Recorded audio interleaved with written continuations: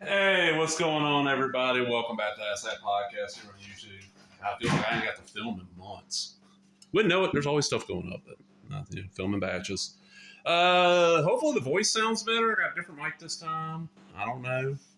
I'll see when I get through doing this. But this is Sandman Season 1, the Netflix hit series that I never expected a show out of this comic.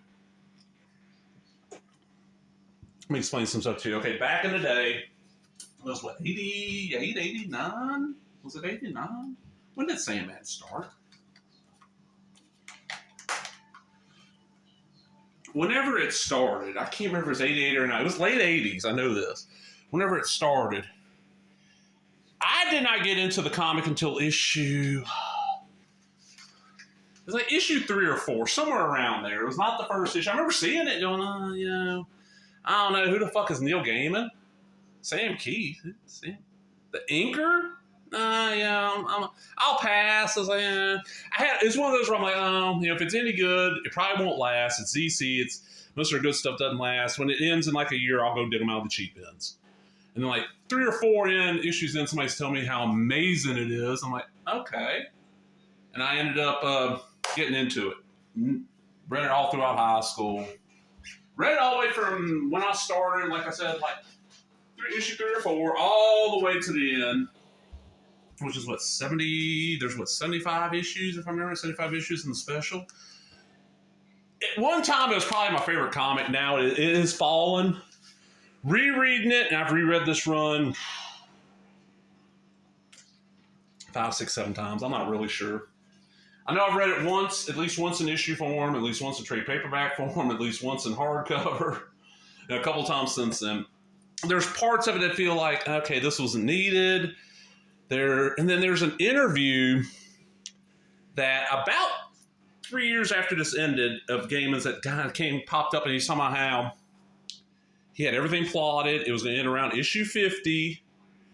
Going past that would just be padding it out and dragging it out for more money. And about a year before issue 50, his contract changed. He got more of the rights and like a bigger percentage, if I'm understanding, of like the money that came off this book. And we got another 25 issues. And there is some stuff in there I feel like could be cut.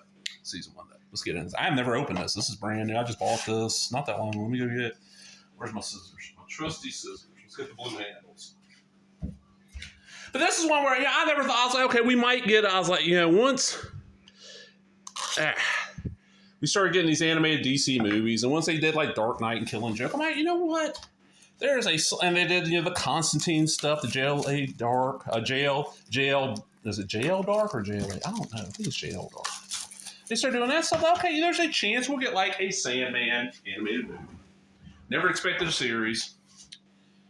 But after the success of Preacher, which did fairly good, and Walking Dead, and a bunch of such, I'm like, wow, The Boys. It's like, well, we're going to get Sandman. So here we go.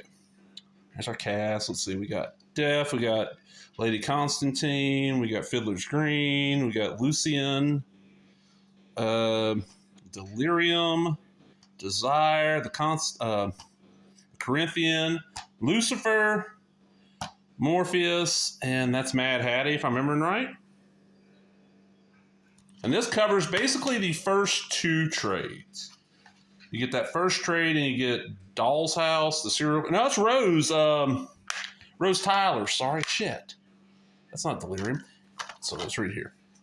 Now I've watched this on Netflix. I don't know about any of the extras on this, but there's only 2 little small things. I'm just shocked that a lot of Netflix stuff does not get a release on home media. Dream dangerously. Enter the world of the Sandman. There's another world that waits for us all when we close our eyes and sleep, a place called the Dreaming, where the Sandman, Master's Dream, Tom Sturridge, gives shape to all our deepest fears and fantasies. When a dream is unexpectedly captured and held prisoner for a century, his absence sets off a series of events that will change both the dreaming and waking worlds forever. Based on the beloved award-winning DC comic series written by Neil Gaiman and also starring David Thewlis, Gwendolyn Christie, and Patton Oswalt. Oh, that's right, he's fucking Matthew the Raven, I forgot. The Sandman is a rich and character-driven blend of myth and dark fantasy. Storyline here, Dream gets captured by, was it Aleister Crowley, if I'm remembering right? He's trying to capture Death, because if you capture Death, nobody will die. He gets Dream instead. Nobody dreams. They kind of hint in this that him getting captured is what inspired Leslie Dodd, and then what is the Kirby, the 70s Kirby Siegel Sandman. Oh, what is his actual name? I can't think of it right now. Inspired him, but those characters don't. They kind of hint at that in this, but they don't really appear. It's in the DC universe, but it's one of those where kind of like the comic, like in this, the trades they adapt from here, the issues. Martian Manhunter and part of the JLA shows up. Doesn't happen here. If I remember right, at the funeral and the very end of the comic, like Superman shows up. If I remember right, it's been a while.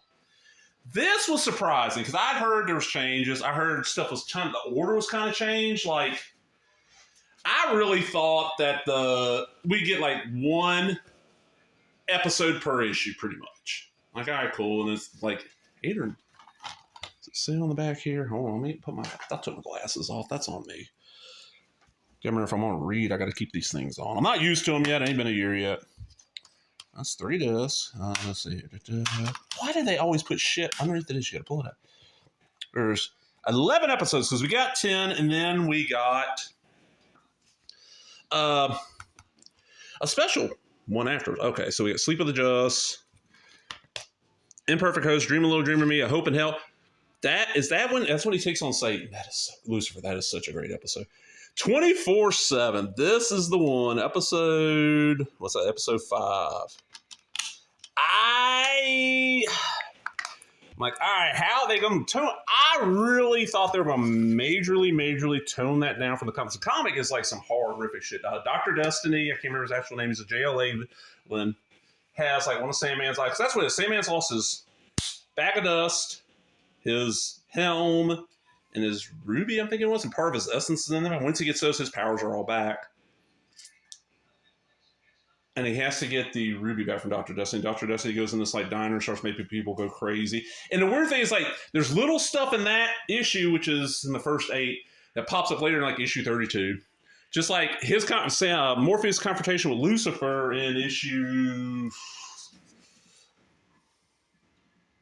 I can't remember. It's in the first 8. I can't remember the issues numbers anymore. It's been so long. Because I read them in trade now. I have the issues, but I hardly ever dig them out. They're like, yeah, they're read. They're well read too. Like I know 1 and 8 are got a little bit of value. I don't have any of the error issues, but my issue 1 and issue 8 are well read.